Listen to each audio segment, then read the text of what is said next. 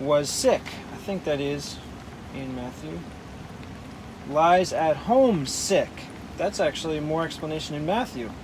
He's not just sick, as it says in Luke, he's at home, lying down, sick of the palsy, and grievously tormented, it says in Matthew. Whereas in Luke it just says ready to die. I'll save that for the end. I'll have centurion's servant lies at home sick.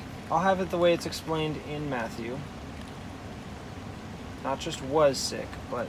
Oh no, I can't say that because in Luke it's explaining from a third person point of view. Third person omnipresent. You know everything that's going on because from Luke he's explaining what happened in the past from like an overarching understanding. In Matthew it's first person. He's saying, my servant lies at home sick of the palsy, grief. So it makes sense for him to say lies at home. My servant lies at home.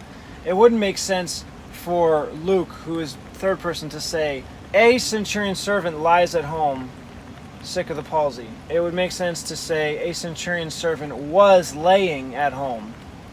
Yeah, I don't think I can put lies at home. That wouldn't make sense. Lies at home, was at home. But see, I can't have this explanation of the Jews being sent as envoys, as agents of the centurion, or could I? Could I have that first? And then the message being brought along, as it's said by the centurion, my servant lies at home sick of the palsy? Maybe I should do that, just to make it very clear that it is the Jews who were sent by the centurion, speaking on behalf of the centurion, saying, my servant lies at home.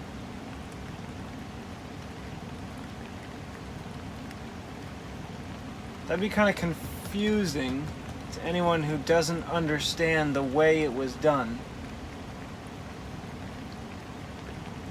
Yeah, and it wouldn't make sense also because later on the Jews say, they besought him instantly saying that he was worthy for whom he should do this, for he loves our nation and has built us a synagogue.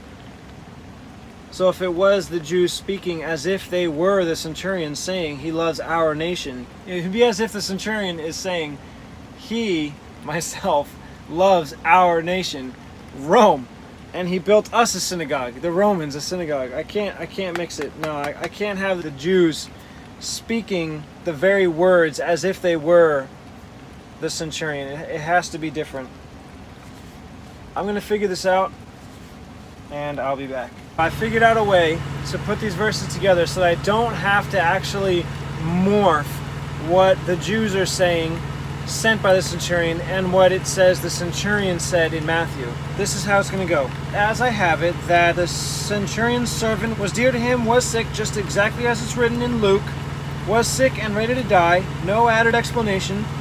I'll go on to verse 3 and say, and when he heard of Jesus, he sent to him the elders of the Jews, beseeching him that he would come and heal his servant. And then, before it goes into verse 4, where it says, and when they came to Jesus, that's when I'll put in these verses from Matthew.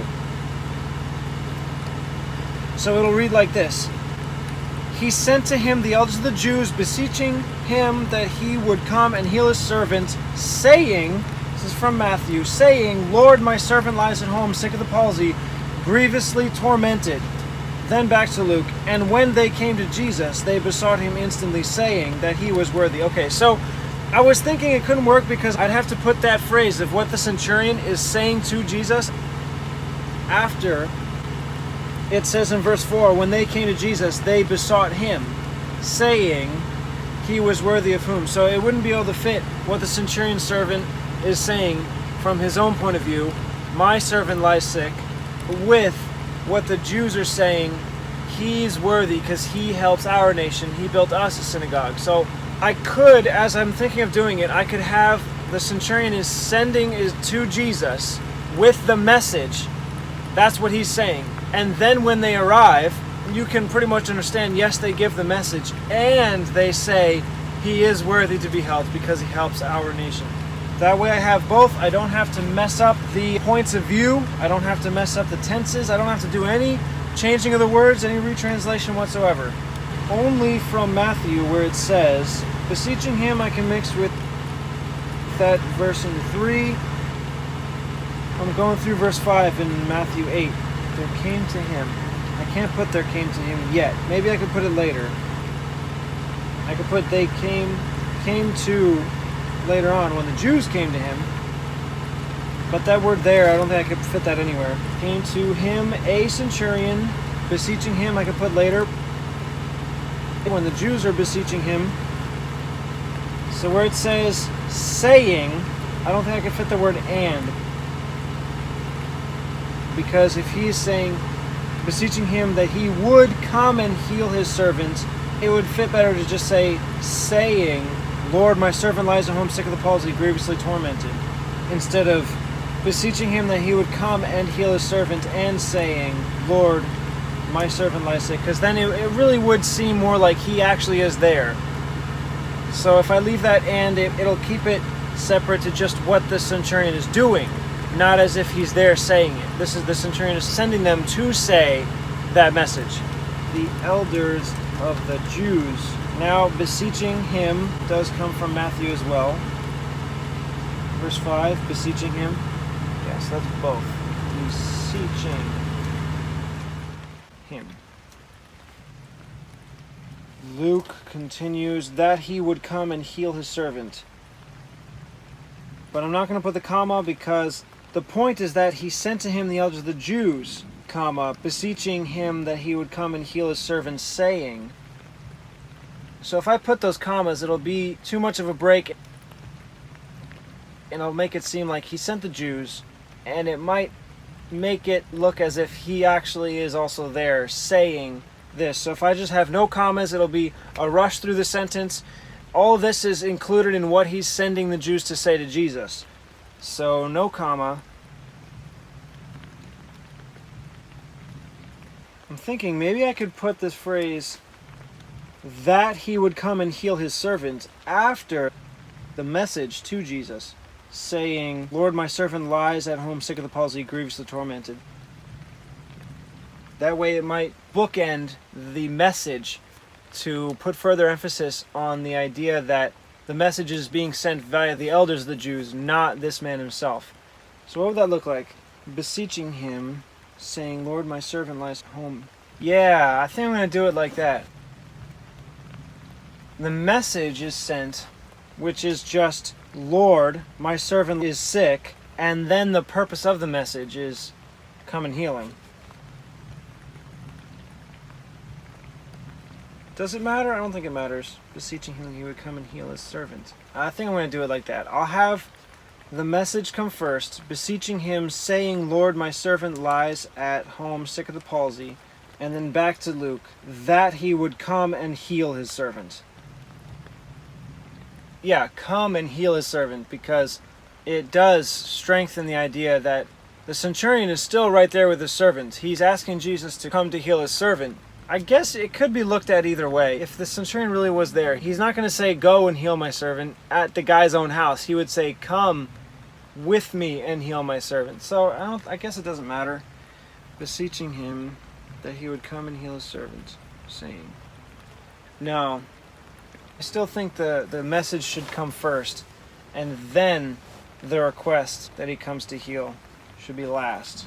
So beseeching him, now read, saying, this is just from Matthew, Lord, my servant lies at home sick of the palsy, grievously tormented. Now, I don't know if I want to put the period, because that last phrase in Luke, that he would come and heal his servant, doesn't begin with a capital T in that. Well, there's no comma either. No, I can't. There's no comma anywhere.